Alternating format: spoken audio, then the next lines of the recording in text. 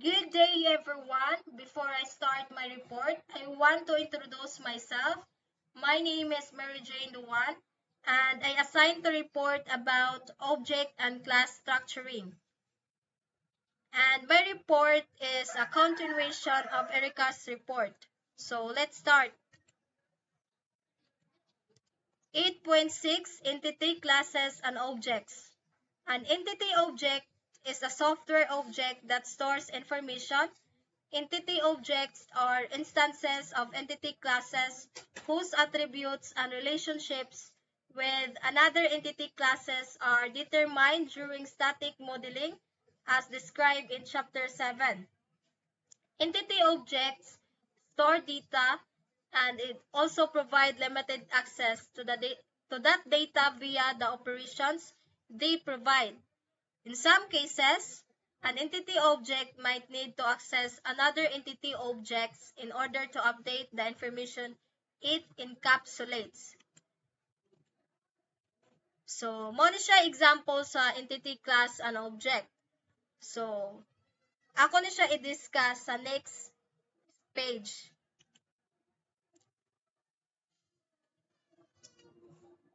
An example of an entity class from the banking application is the account class. So, gitawag na siya account class.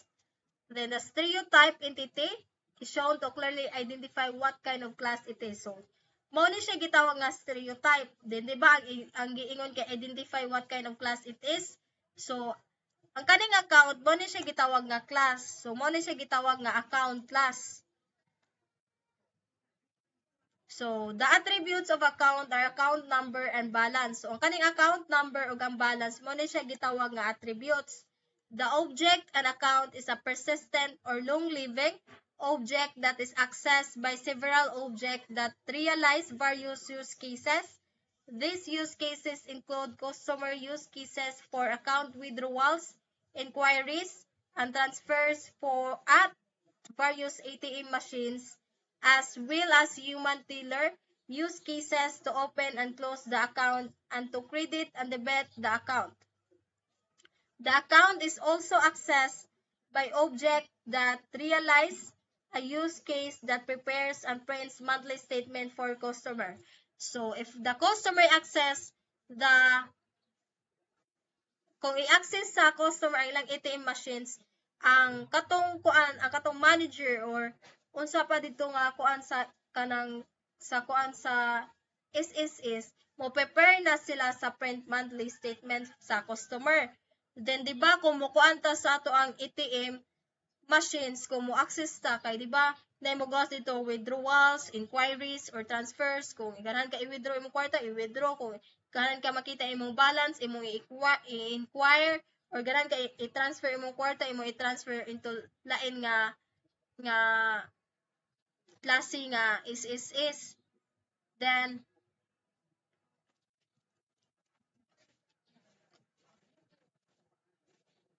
so next, 8.7 Control classes and objects. A control object provides the overall coordination of the object that realize a use case. Simple use cases do not need control objects. However, in a more complex use case, a control object is usually needed. A control object is analogous to the conductor of an orchestra, who orchestrates or controls the behavior of the other object rather that participate in the use case, notifying each object when and what it should perform. It also depends on the characteristic of the use case. The control object may be state dependent. There are several kinds of control objects which are described in the section that follow. So, kani siya example ni siya gihapon sa entity class and object, pero ang kalahinan ang class na niya is sensor data. So figure 8.9. So mo ni siya stereotype, di ba? Then mo ni siya class. So ang kaning sensor data, sensor value, upper limit, lower limit, alarm status, mo ni siya gitawag nga attributes. Then ang kaning entity kaning stereotype din ang iyang class kay temperature sensor dita gitawag ni siya instance. So kaning sensor name string kung di ba kung sa program pa ni gikuha ni siya kanang string para makatay ka og daghan nga pang like for example ani di ba daghan string. Then kani sensor value real, ang upper limit real, lower limit real, then alarm status kay boolean.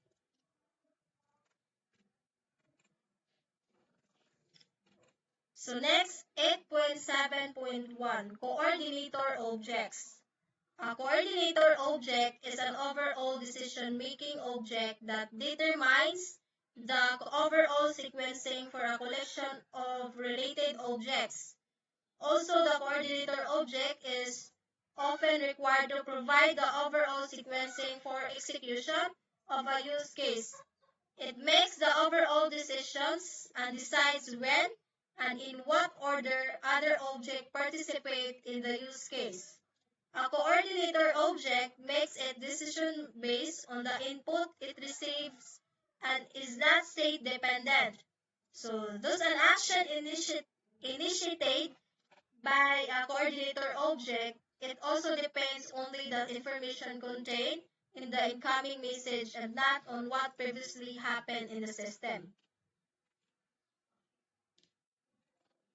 So, example ni siya sa coordinator class an object. So, figure 8.10.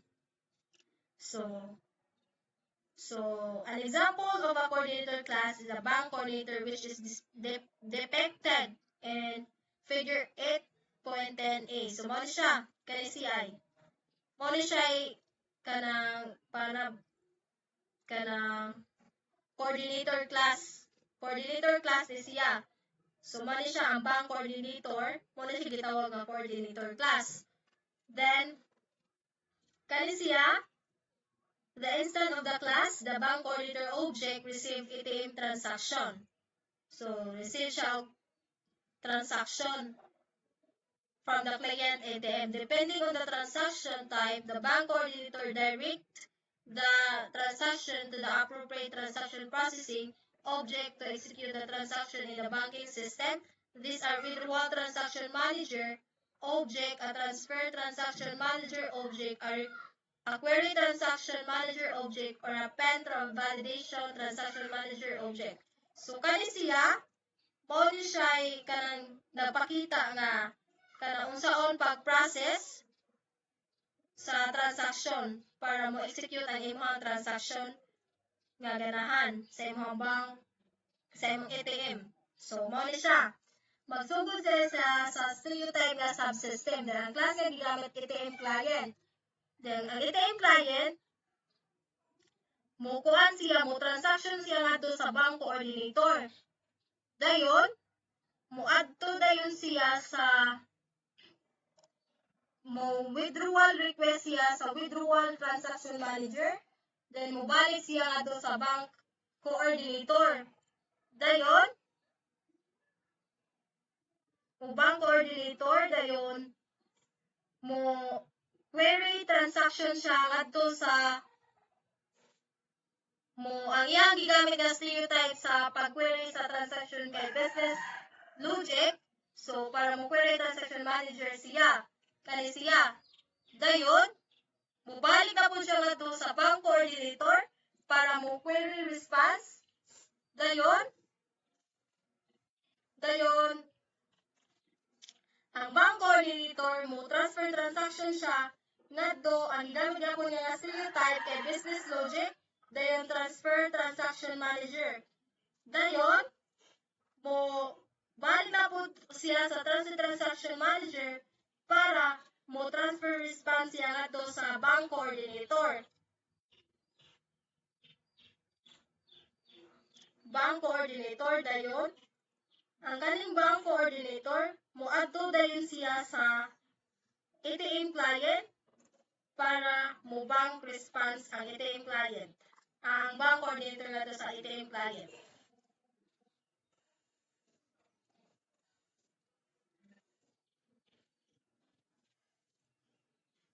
So next is 8.7.2, State-Dependent Control Object.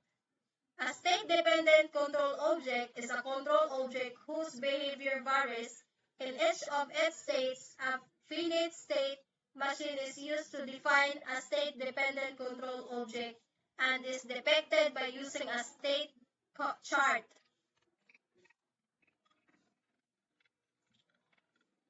Ngayon, also a state-dependent control object, it also receives incoming events that cause state transition and generates output events that control another object. The output event generated by a state-dependent control object depends not only on the input received by the object but also on the current state of the object. So, here is the example of state-dependent control class and object, which is figure 8.11. So, an example of a state-dependent control object is the ATM control object. So, mali siya.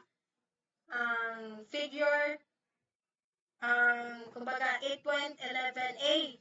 Mali siya gitawag nga ATM control object class. Mali siya. Ang iyang stereotype nga gamit is state-dependent. Yang class kay ATM control. So, ano na sabi? So, in example ng ATM control is shown controlling two another output boundary object, receipt printer interface, and cash dispenser interface. So, ang pingkay, gamit nga po nga stereotype state-dependent control. Then, ATM control, gigamit nga class ATM control gihapon. Dayon, para makuha nimo ang receipt printer, o interface and cash dispenser interface mo siya process. Mo dispense cash ka ngadto sa cash dispenser interface, mangita kang output. Dayon, mubalik na po ngadto sa ATM control para mo cash dispensed na pod. Dayon, ang kaning ATM control mo adto na po siya sa para mangita na po output sa receipt printer interface para mo print ang imong receipt. Moadto siya sa receipt printer interface. Then, ang receipt printer interface, iya na po i-addo, i-message na po nga sa ATM control para mo printed na nga ang iyang receipt printer.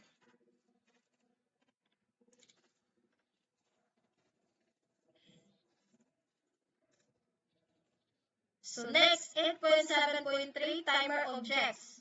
A timer object is a control object that is activated by an external timer, for example, a real-time clock or operating system clock. The timer object either performs some action itself or activates another object to perform the desired action. So, mo siya example sa timer class and object. Figure 8.12. So, an example of a timer class report timer is given in figure 8.12.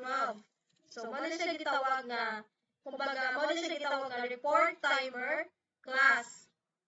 So, an instance of this class, the timer object report timer is activated by a timer event from an external time of the digital clock. The timer object then sends a prepare message to the weekly report object.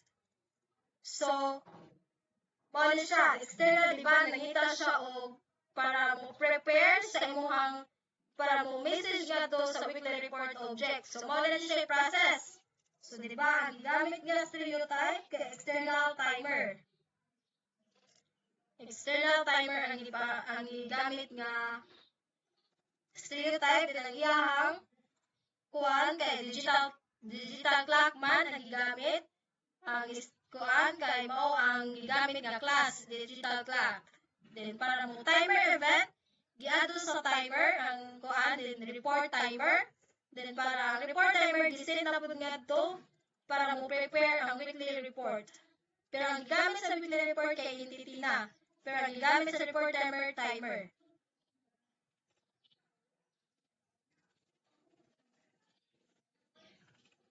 So 8.8 application logic classes and objects. This section describes the three kinds of application logic object, namely basic logic object, algorithm objects, and service object. As with control objects, application logic objects are more likely to be considered when the dynamic model, not the initial conceptual static model, is being developed. So 8.8.1 Business Logic Objects. A business logic object defines the business-specific application logic for processing a client request. The goal is to encapsulate or to hide the business rules that could change independently of each other into separate business logic objects. Another goal is to separate the business rules from the entity data that they operate on, because the business rules can change independently of the entity data. Usually, a business logic object accesses various entity objects during its execution. So, para ang goal ani nga business logic object kay para ilang i-hide ang ilang business rules. Pero, napoy uban nga ang ilang goal pod kay ilang ilain ang ilang business rules sa entity data. So, also the business logic objects are only needed in certain situations. Sometimes, there is a choice between encapsulating the business logic in a separate business logic object, or if the business logic is sufficiently simple, having it as an operation of an entity object. The guidelines is that if the business rule can be executed only by accessing two or more entity objects, there should be a separate business logic object. On the other hand, if accessing on one entity object is sufficient to execute a business rule, it could be provided by an operation of that object.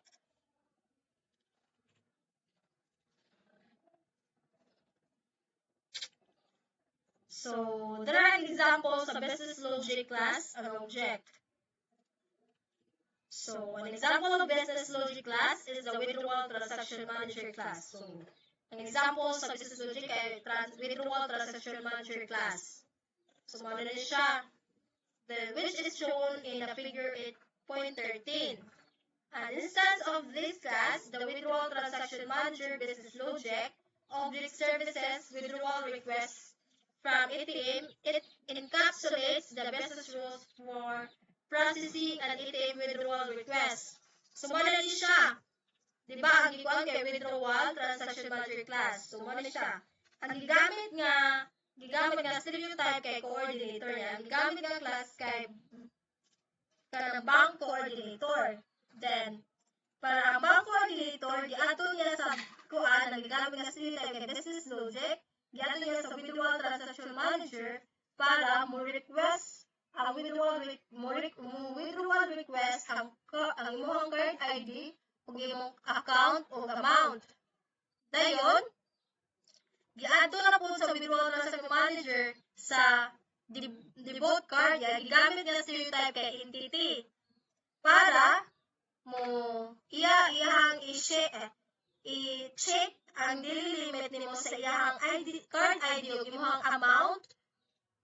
Dayon, giibalik na po sa default card ngadto sa withdrawal transaction manager para i-daily limit na ang iyang response. Dayon, ang withdrawal transaction manager, iya na pong gisend ngadto sa account niya, gigamit entity ang stereotype para ang imong account ug imong amount i-devote. Then, ibalik na po sa amount sa imong account ngadto sa withdrawal transaction manager para i-balance. Dayon, ang withdrawal transaction manager, gibalik na sa niya dito sa default card para mo-update na pod ang iyang daily total card ID ug imong account. Dayon, ang withdrawal transaction manager sad, niadto po siya sa transaction log para i-log transaction ang imong withdrawal transaction manager, ang imong account or imong card ID.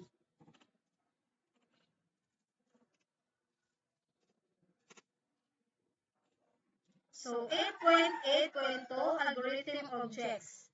An algorithm object encapsulated an algorithm used in the problem domain.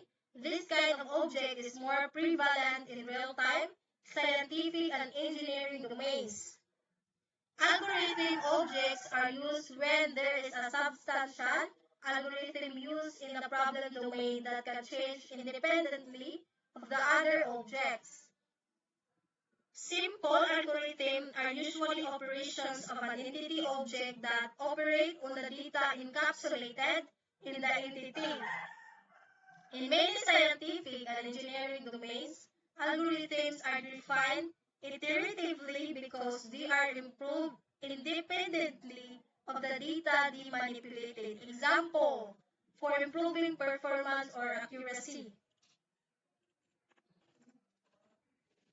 So, an example from a train control system is the Crozier algorithm class. So, example, ang example sa train control system mo ang Crozier algorithm class. Mo ni siya. Ngayon, ang gigamit din kay state-dependent control na stereotype din cross-control ang ikuan. Dayon, and instead of this class, the Crozier object calculates what adjustment to the speed should be made by comparing the current speed of the train with the desired cruising speed. The algorithm is complex because it must provide gradual acceleration or deceleration of the train when they are needed so as to have minimal effect on the passenger. So, ang algorithm ay kuan kaayo ay kanang complex kaayo kay di ba dapat mo provide sila og gradual acceleration or deceleration of sa ilahang train kay mao needed. So, ilan lang ikuan kay minimal effect on the passengers na lang. So, ang ilang process. So, ang crucial control, ni ato siya sa Crozier algorithm para mo enable maintain speed sila. Then, ang kaning Crozier, mo ato na po siya ato sa cruising speed para mo ibasa na sad. Then, mo balik na sad niya to sa Crozier para i-cruising speed value na sad. Then, Crozier, gigamit ang algorithm kay kuan stereotype. Gigamit ang stereotype algorithm rather.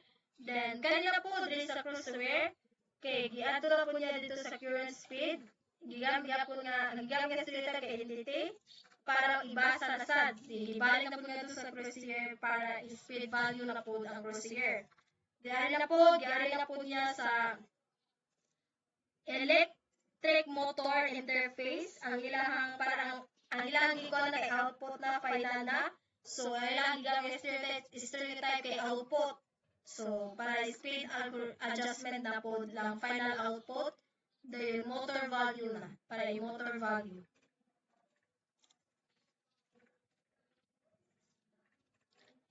So, 8.8.3 Service Object. A service object is an object that provides a service for the objects.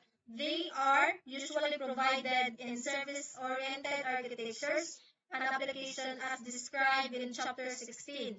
Client objects can request a service from the service object, which the service object will respond to. A service object never initiates a request.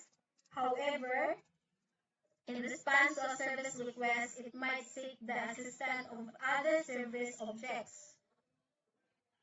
Also, service objects play an important role in service-oriented architectures, although they are used in another architecture as well, such as client or server architectures and component-based software architectures. A service object might encapsulate the data it needs to service client request or access another entity objects that encapsulate the data.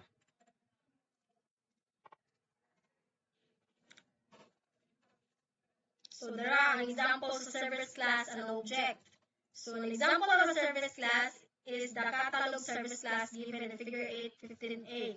So, ang gamit nila nga stereotype kay service. Dayon, ang ilang class kay catalog service. Then, an example of executing, so gitawag na sila catalog service class. An example of executing an instance of this class, the catalog service object is shown in figure .15b. The catalog service object provides support for viewing various catalog items from the supplier's catalog and selecting items from the catalog.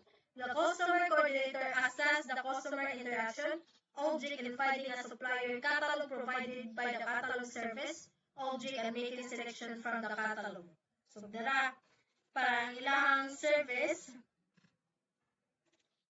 wala ilang kuan para sa customer, para ilang catalog sa ilang output sa ilang customer. So, ilang process, so muna ni, ang customer, mo input nga to sa customer interaction, gigamit nga sila kay user interaction. Ang kaning customer interaction, mo send na po nga to sa customer coordinator, gigamit kay coordinator, na stereotype para mo request ang ilang catalog.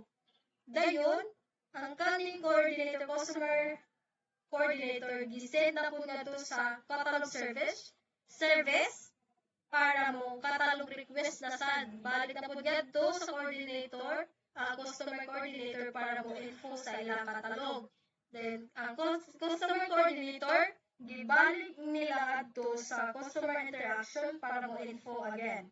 Dayon, ang customer interaction, ni-output na sila adto sa customer. Ilan ang ipaibaw ang ilang customer. Yan na process na, ilan ang i-request.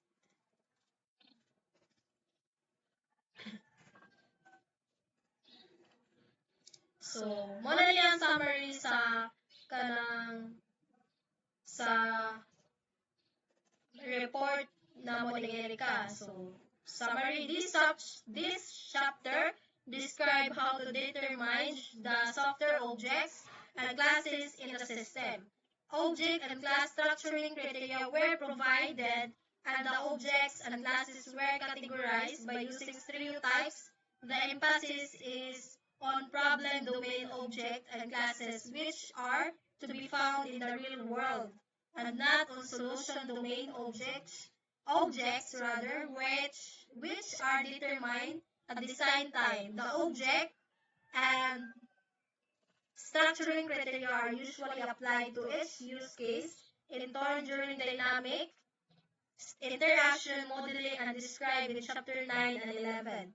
To determine the object that participate in each use case, the sequence of interaction among the objects is then determined. So, subsystem structuring criteria are described in chapter 13 and design of the operation provided by each class is described in chapter 14. So, that's all and thank you.